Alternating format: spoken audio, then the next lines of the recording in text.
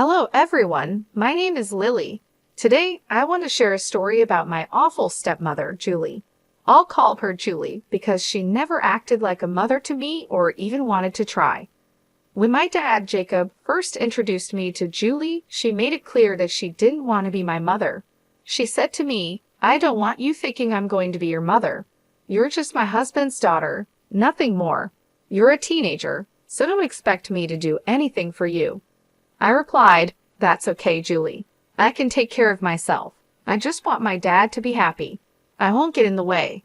She shot back, "You're already in the way, you little witch. Don't try to act smart with me. I know how to handle worthless teens like you. Once you turn 17, I'll make sure you're out of our lives so I can have Jacob all to myself." The conversation got nasty really fast. Julie said some horrible things about me and my late mother. My dad was a widower, and my mom passed away when I was just 7 years old. I miss her a lot, and it took my dad a long time to start dating again. That's one reason why I never told him about Julie's terrible words or behavior.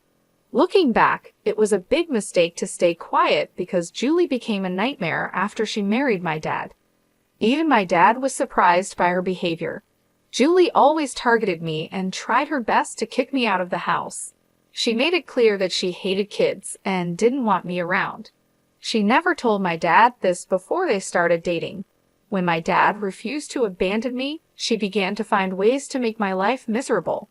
She would ruin her own food and blame it on me. She'd say, "Look at what your daughter did, Jacob. She spoiled my cooking because I refused to cook for her. She's going to poison me one day." Then my dad would ask, "Lily, what's your explanation for this?" "Dad, I swear I don't know anything about this. I'm happy to cook my own food. I wasn't even home before you came back. I got takeout to eat in my room," I said, trying to explain. Julie interrupted, "Oh God, she's lying, Jacob. You need to get rid of her before she kills me." This was just one example of what Julie had been doing for the past 5 years. This whole mess was over too much salt in her food, which she had added herself just to blame me.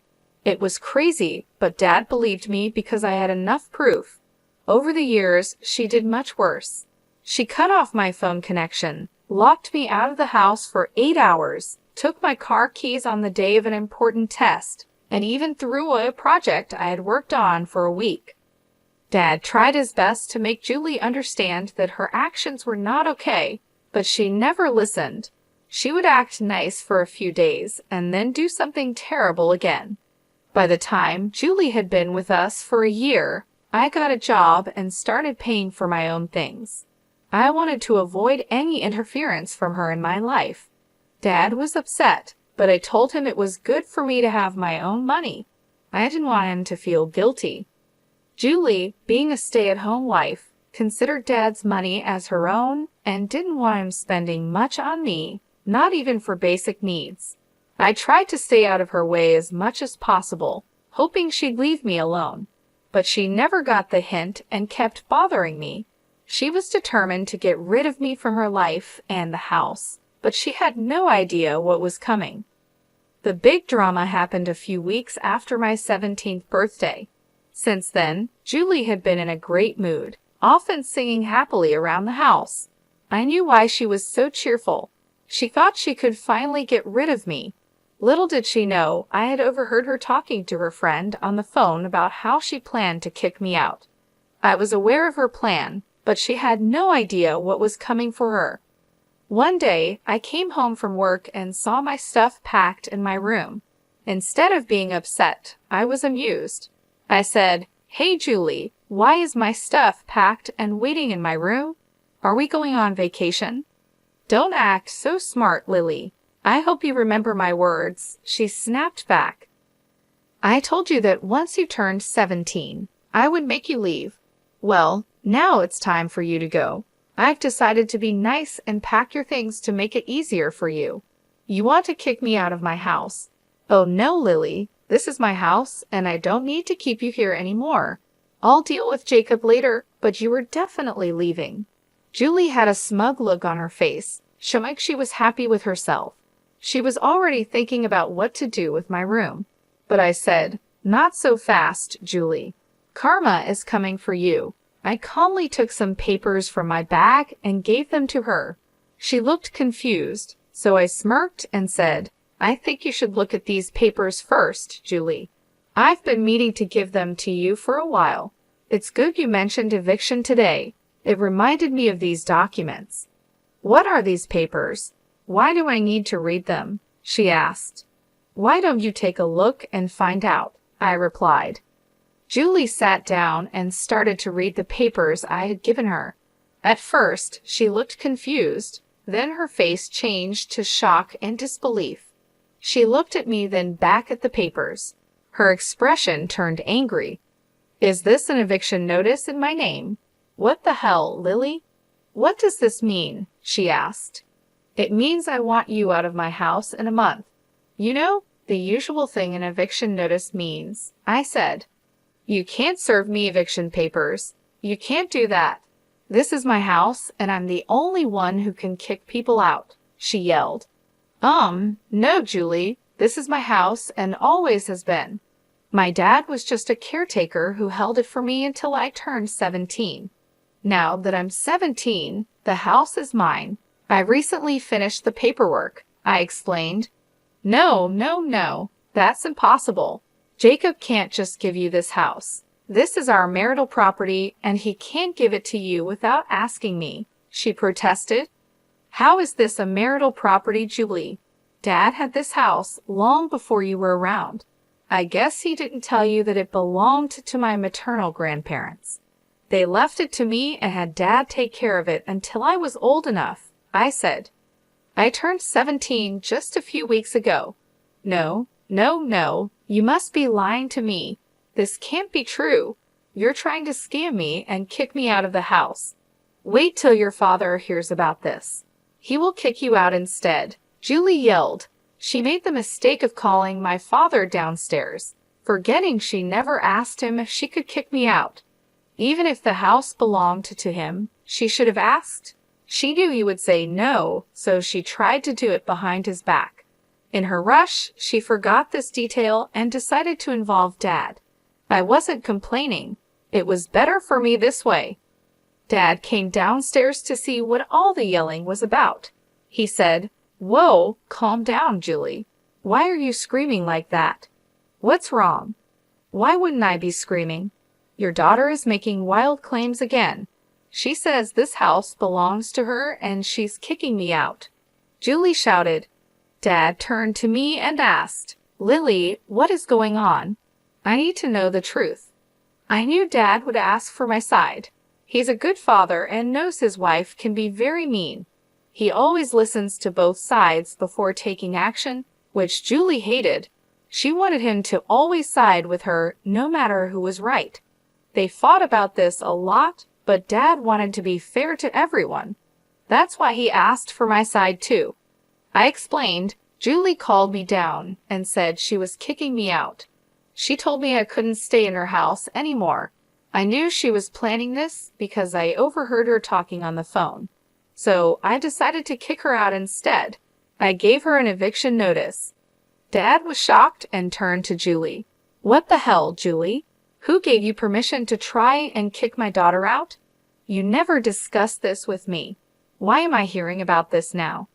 Julie realized she had made a mistake. She was so upset by the eviction notice that she forgot she'd be caught.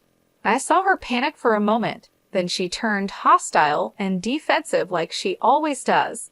She snapped, Your daughter is already an adult, Jacob.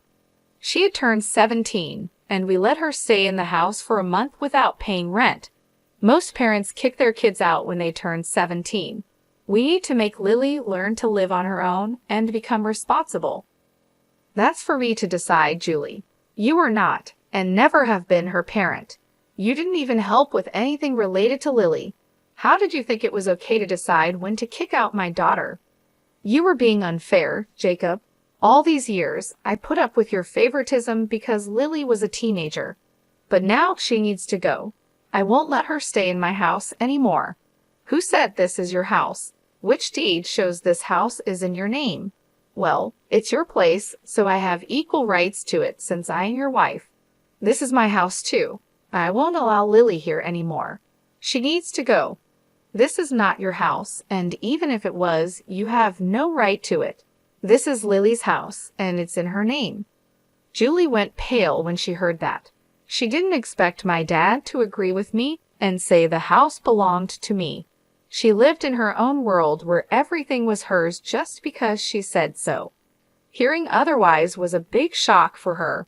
She started to cry and said, "Why would you say such a thing, Jacob?" "Because the house belongs to Lily. I'm just telling the truth. What's wrong with that? You gave Lily the house without talking to me. How could you do this, Jacob? I'm your wife. You should have discussed this with me. I am not okay with this. You had no problem going behind my back and trying to kick my daughter out. Why can't I do the same, Julie? Talk about double standards. There was nothing to discuss. This house was always meant for Lily. I was just the trustee who took care of it until she turned 17. The house was transferred to her name recently." Julie finally understood that we were telling the truth. Dad even offered to show her the papers if she needed proof. She was in too much shock to say anything coherent. She just said, "You deceived me, Jacob. I thought the house was yours. You lied to me. This is not fair." "I never lied to you, Julie. You never asked whose house this was when we got married. We signed a prenup that said our personal assets stay personal." "Oh my God, this can't be true. You should have told me, Jacob. Now Lily is throwing us out. Look at how ungrateful your daughter is." "Jacob, I'm not throwing you out, Julie. That's just for you. You won't get to live in my house anymore. I might have let you stay, but after you tried to kick me out, I changed my mind. You're the one who has to leave. If you kick me out, your dad will follow too. We're a couple. He won't leave his wife." My father laughed out loud. He had been thinking about leaving Julie for a while, but he wasn't sure. Today made the decision easy for him. He said, "Actually, no, Julie. I'm not following you. I will stay here and take care of my daughter. I've been thinking about divorce for a while, and what you did today sealed the deal. I'll be filing tomorrow. Be ready for it." "Wait, are you going to divorce me? You want to leave me for your daughter? You can't do that." "Yes, I can, Julie. Did you think I'd forgive you for tormenting my daughter for 4 years? Absolutely not. I thought you might change, but I see now you'll always be toxic. I don't want someone like that in my or my daughter's life." Julie stepped back as if she had been hurt. She never expected a divorce so soon. My dad is usually a quiet man who doesn't do anything drastic. This was very unlike him. He was mad, and you could see it on his face. He didn't shout, but his tone showed how angry he was. This made Julie even more anxious. She started arguing with my dad, and I decided to leave them and go to my room. Dad and Julie fought for an hour, with Julie shouting and crying while my father calmly explained his reasons. After the argument, Dad came to my room. He seemed a bit sad and wouldn't look me in the eye. He sat down and said, "Lily, I know I need to apologize to you. I'm sorry, dear. I should have done a better job of protecting you from Julie. I thought being fair and avoiding fights would make things better. I was wrong and made things worse for you." "You don't have to apologize, Dad. I know you loved Julie, and she wasn't like this when you married her. People change, and it can take time to understand these changes." "Wow, you've really grown up. I wish I had handled things differently. I brought a mad woman into our lives." "Well, what's done is done. I forgive you, Dad. You tried your best, and I'm not upset. Do you really want to divorce Julie? I won't be mad if you don't. I would understand. Girl, I'm not living with that crazy woman anymore. I'm done. Her true colors shocked me too much to act sooner. I don't want her in my life anymore. I had a feeling something was wrong with Julie, which is why I made the prenup. I was worried she'd mess up your future and cause money problems, so I thought this was the best way. See, you did think about me too. You deserve to be happy, Dad. That's all I want. If Julie doesn't mean anything to you anymore, It's best to separate. I spent a lot of time assuring my dad that he was not a bad parent. He did a lot for me, and I needed to make him believe that too. I won't lie, I was super happy that my dad was finally getting rid of that crazy woman, Julie. She wasn't the right person for him and shouldn't stay married to him after everything she did over the years. The talk with my dad went well, and he went to the guest room to sleep that night. I finally felt peaceful knowing that Julie would soon be out of our lives for good. It felt great to teach her a lesson. I hoped she would remember this for the rest of her life. The real surprise came the next morning when I found Julie acting way too nice and caring towards me. She was in the kitchen making me breakfast and acting like I was the most important person to her. Even Dad was giving her a strange look and looked at me with confusion. When breakfast was over, I said, "Thanks for breakfast, Julie, but you don't have to do this anymore. I can make my own food, as I have for the last 7 years. No need to change things all of a sudden." "What nonsense, Lily. I'm happy to do this for you. Eating together can bring us closer as a family," she replied. "What's the point? We won't be a family much longer. You should have done this years ago. It's too late now." "Oh, come on, Jacob. Don't be so hard on me. I'm trying. I can make this work. I'll start being a better parent to Lily. We'll be the best mother-daughter duo ever, right, Lily?" I knew what Julie was trying to do. She was cornered and spent the night coming up with a plan. I knew better than to trust her. Looking at Dad, I could see he wasn't going to trust her either. He just looked a bit amused. Since Julie was waiting for my response, I said, "I don't think so, Julie. First of all, I'm 17 and don't need a new parent. I pay my own bills and will be off to college soon. Secondly, you are not and will never be my mother. That word doesn't suit you at all. Lily, I'm sorry for being so mean to you before. You need to give people a chance. We could be a happy family if you just give me a chance. It will also help strengthen my marriage with your dad." Dad replied, "Julie, you have a few months left of this marriage. I don't know what you're trying to strengthen. If it's an attempt to stay in this house, I'm sorry to say it won't work. You're being kicked out, and I'm going to divorce you anyway. The damage is already done. There's no point in trying to act all innocent and sorry now.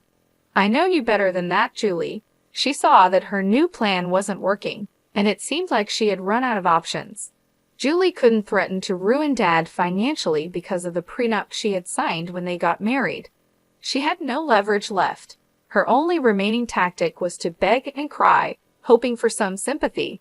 She started crying hysterically, pleading with me not to kick her out. She begged me to talk to Dad and ask him to give her another chance.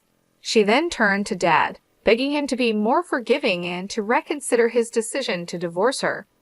The entire day turned into a long, painful ordeal with Julie begging and pleading for mercy. Since both Dad and I were off work that day, we had no choice but to endure her desperate attempts to change our minds. She followed us around the house, tears streaming down her face, and her voice trembling with desperation. Dad had to step out for a while to contact his lawyer and start the divorce process. Julie's pleas continued even when Dad was gone, as she tried to convince me to intervene on her behalf. When Dad returned, he was visibly tired of the drama. He informed Julie that he had already taken steps to file for divorce. Julie's face went pale when she heard this. She realized that her attempts to sway us were futile.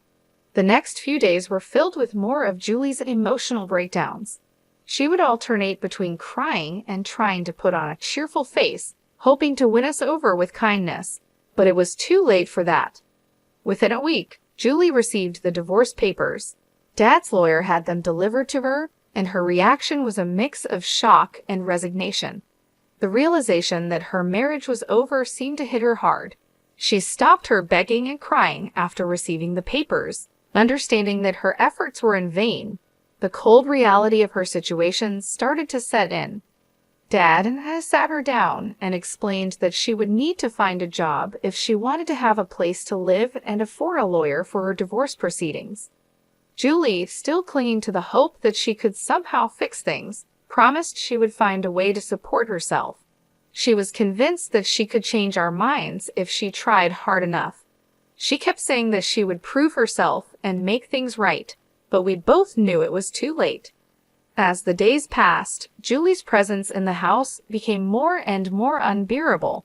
She would try to engage in conversations, acting as if nothing had happened, but it was clear that neither Dad nor I wanted to have anything to do with her anymore. The tension in the house was palpable, and every interaction with her felt forced and uncomfortable. Finally, the month came to an end, and Julie was still holding on to the hope that we would let her stay.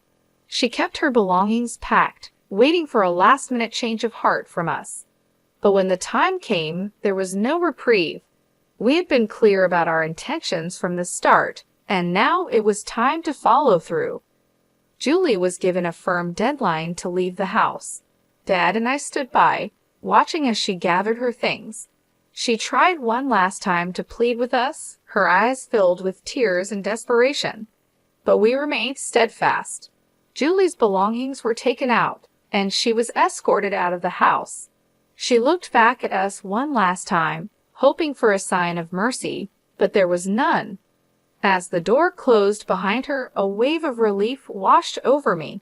The house felt lighter, freer, without the constant tension and negativity that Julie brought. Dad and I shared a moment of quiet understanding, knowing that this was the right decision. We had endured enough, and now it was time to move forward, leaving Julie and her manipulations behind. She made a fuss when we told her to leave, but after Dad threatened her with more legal trouble, she left crying. I heard she moved in with a friend because her own family doesn't want her around anymore. When she left, she took all the negativity with her, and the house finally felt like home again. It's been more than 3 years since all this happened. I'm now in college, which is conveniently close to home. Dad successfully divorced Julie and has started dating again. He says he's not looking to settle down, but just wants some companionship from time to time. Life at home has been peaceful since Julie left, and Dad and I have grown closer. We often laugh about the drama that once filled our lives and how much better things are now. As for Julie, the last I heard, she moved into a small flat with several roommates. She's struggling to make ends meet because she doesn't have many skills or qualifications. Julie is working a minimum wage job and is just barely getting by. She's living a very different life from the one she tried to control in our house. I saw her from a distance at a grocery store a few months ago. She looked worn out and seemed to have aged a lot. Her hair was messy, and she had dark circles under her eyes. She looked nothing like the confident woman who tried to take over our lives. It was clear that life had taken its toll on her, and she was no longer the powerful person she once pretended to be. Seeing her like that made me realize that karma had caught up with her. She tried to manipulate us and take control, but in the end, she ended up with nothing. I couldn't help but feel a sense of relief knowing that she was no longer a part of our lives and that we were finally free from her negativity. The house, once filled with tension and arguments, now felt warm and welcoming. My dad and I have been able to move on with our lives. We often talk about how much better things are now and how grateful we are to have each other. Dad has even started taking up new hobbies like gardening and cooking, things he never had time for when Julie was around. We've created a peaceful and happy home, one that is full of love and laughter. Julie's departure has been a blessing for both of us. It has allowed us to rebuild our lives and focus on what truly matters. We no longer have to deal with her constant drama and manipulation. Instead, we've been able to enjoy the simple pleasures of life, like spending time together and making new memories. As for Julie, I hope she has learned from her mistakes. Life has not been easy for her, and I believe that she has finally realized that you can't build happiness on lies and deceit. The last time I heard anything about her, she was still struggling to make ends meet and living a very difficult life. She's working hard to survive, and I think she has finally understood the consequences of her actions. I don't wish anything bad on her. I hope that she can find a way to turn her life around and learn to live with honesty and integrity. Perhaps the struggles she's facing now will teach her valuable lessons and help her become a better person. In the end, everyone deserves a chance to change and improve their lives. Looking back, I'm grateful for the challenges we faced. They made us stronger and brought us closer together. My dad and I have become a great team, and we've learned to appreciate each other even more. We've built a life filled with love, respect, and understanding, and for that, I am truly thankful. Julie's story serves as a reminder that trying to hurt others and take what isn't yours will only lead to your own downfall. It's important to live a life of kindness, honesty, and respect for others. I hope Julie has found some peace in her new life and has learned from the mistakes she made. As for us, we are happier than ever, and we know that no matter what challenges come our way, we can face them together with strength and love.